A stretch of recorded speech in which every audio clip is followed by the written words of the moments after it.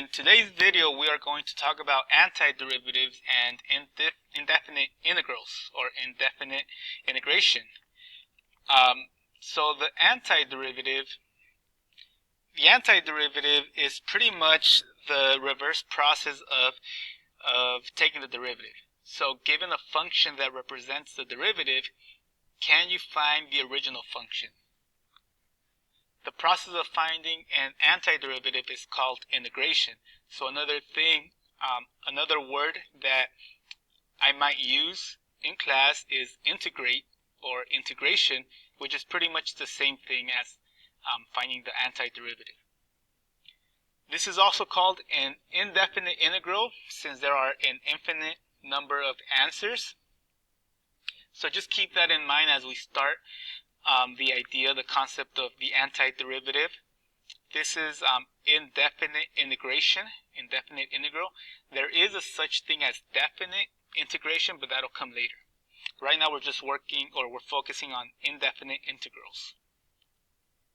So just like there's a power rule for taking the derivatives, there is a power rule for integration. So this here represents the integral sign. So integrate x to the n with respect to x. This is pretty much just telling you to find the antiderivative of a function, and this is the rule. So this is the integral sign, which pretty much tells you to do the process of finding the antiderivative. This is called the integrand. So the function is the integrand.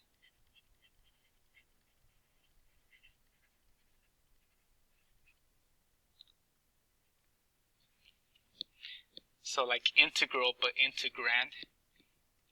And then that d of x, or dx, represents the variable of integration.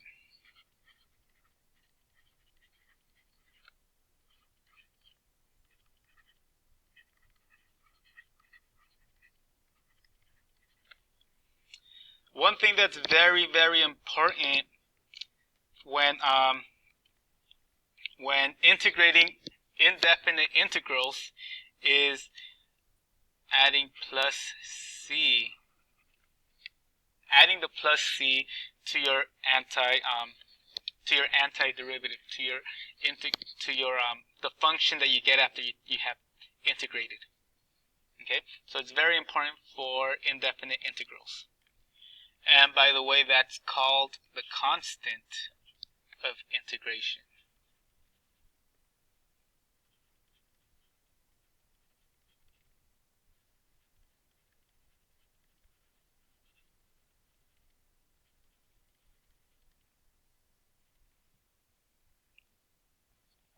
And here we have some other basic rules for integration.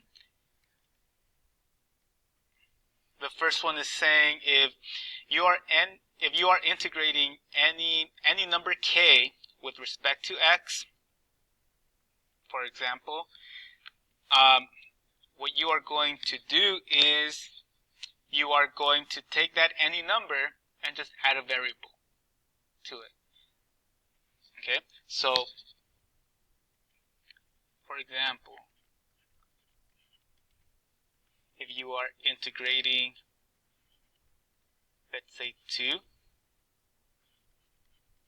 dx, well, that any number that I'm talking about, that k, any number k, it happens to be 2, so that's just 2x plus c. Okay?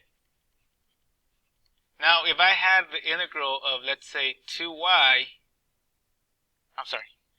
if you were integrating 2 with respect to y, if this were y instead of an x, you would write 2y plus c. Okay?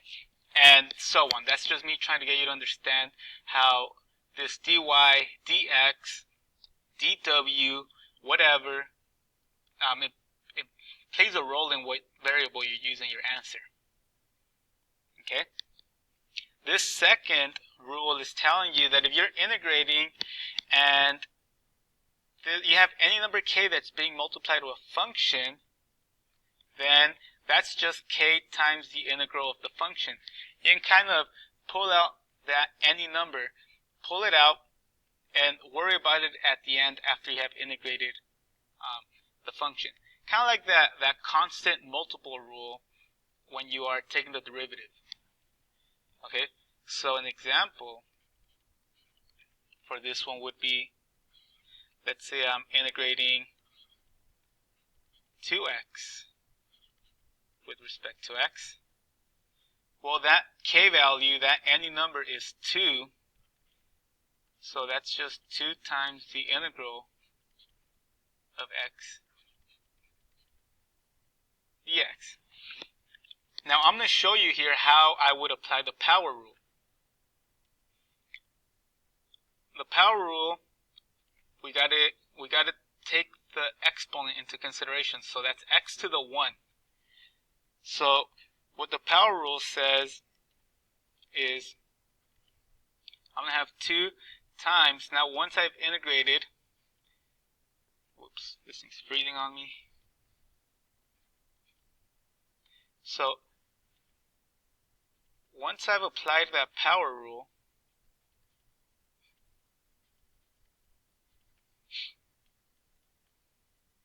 don't forget the plus c,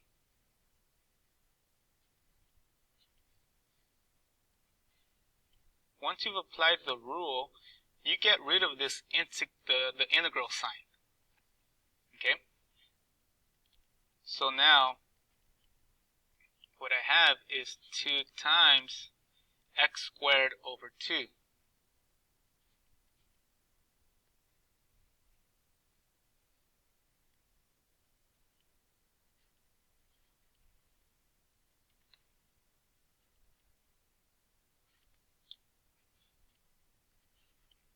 Okay, and I'm kind of using the brackets to separate what I have applied the rule on and what I haven't.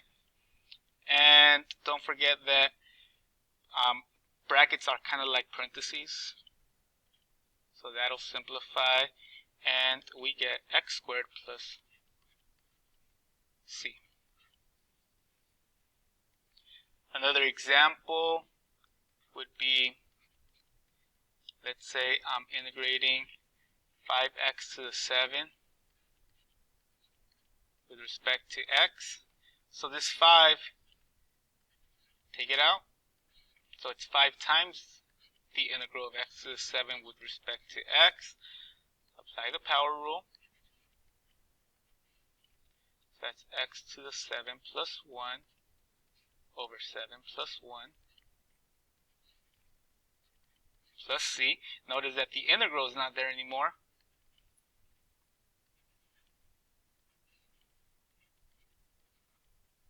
So we get 5 times x to the 8 over 8 plus c. So we get 5/8 x to the 8 plus c.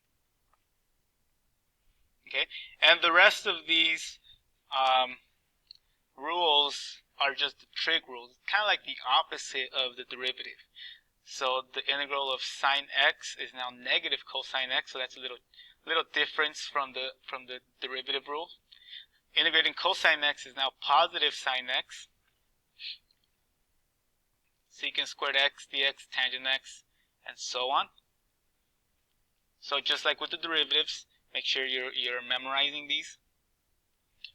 Alright, so let's look at an example. Textbook, page 209, problem number 31. So I believe this was back in section 5.2. And the idea, the textbook started throwing the idea of the antiderivative back in 5.2. I just kind of decided to hold off on it until we hit chapter 6. So find all possible functions f with the given derivative. So this is pretty much asking you to find the antiderivative of 3x squared minus 2x plus 1. Or in other words, now we know that all of that just means integrate 3x squared minus 2x plus 1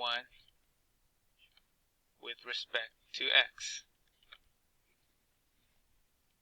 Okay, so I'm going to start off by applying that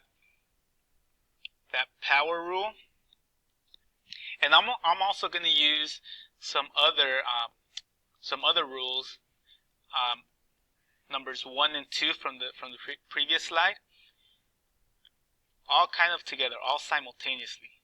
So what I'm going to do is, when I integrate 3x squared, I'm going to go ahead and take the 3 out. So 3 is the k, and I'm going to integrate only x squared by applying that power rule. Now this is one long polynomial. I'm not going to add plus c for every term that I integrate. Okay, so I'm going to just add it at the end altogether. So I'm going to take out that 2, and x is the same as x to the 1. So I am now going to integrate x to the 1 by applying that power rule.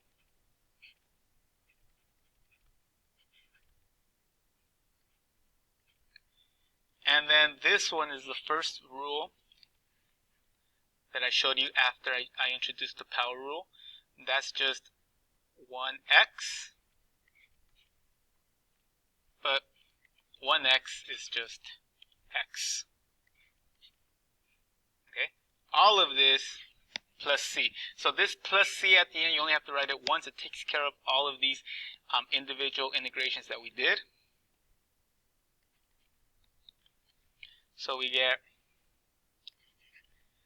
3 times x cubed over 3 minus